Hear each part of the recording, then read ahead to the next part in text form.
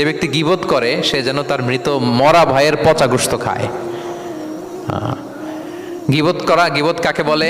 রাসূল সাল্লাল্লাহু আলাইহি ওয়াসাল্লাম বলেন গীবত হচ্ছে যিকরুকা আখাকা বিমা ইয়াকরাহু, তোমার ভাইয়ের অনুপস্থিতিতে তোমার ভাই সম্পর্কে এমন কিছু বলা যেটা শুনলে সে অপছন্দ করে, এমন কিছু বলা যেটা শোনা সে পছন্দ করে না। তো এক সাহাবী বলেন, ইয়া রাসূলুল্লাহ আফারাআইতা ইন কানা ফি মা আকুল, হে আল্লাহর রাসূল, আমার ভাইয়ের মধ্যে যদি আসলেই সেই সমস্যাটা থাকে তাইলেও কি গীবত হবে? রাসূল সাল্লাল্লাহু আলাইহি ওয়াসাল্লাম বললেন, আরে তাইলেই তো গীবত হবে। ওই দোষ যদি থাকে, ওটা তার অনুপস্থিতি যদি বলে বেড়া, তাইলেই তো গীবত হবে। আর ওই দোষ যদি না থাকে তাহলে তো অপবাদ হবে, এটা তো আরো বড় গুনাহ, ওটা তো বহতান। তাহলে এই গীবা ইংরেজিতে বলে ব্যাক বাইটিং, ইংরেজিতে কি বলে? এই ব্যাক বাইটিং, চগলখড়ি বা পরনিন্দা আরবিতে বলে গীবাত। এই গীবত আমরা করব না।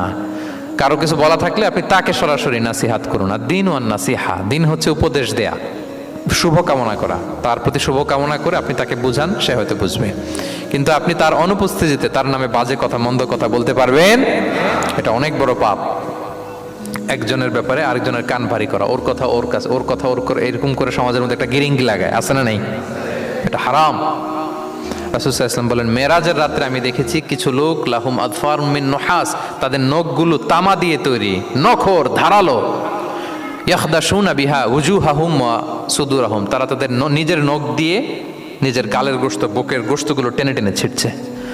রাসূল সাল্লাল্লাহু আলাইহি ওয়াসাল্লাম জিবরাইল আলাইহিস সালামকে বললেন, মান হুম ইয়া জিবরিল, জিবরিল কারা এরা, এত বড় শাস্তি? জিবরাইল আলাইহিস সালাম বললেন, হুম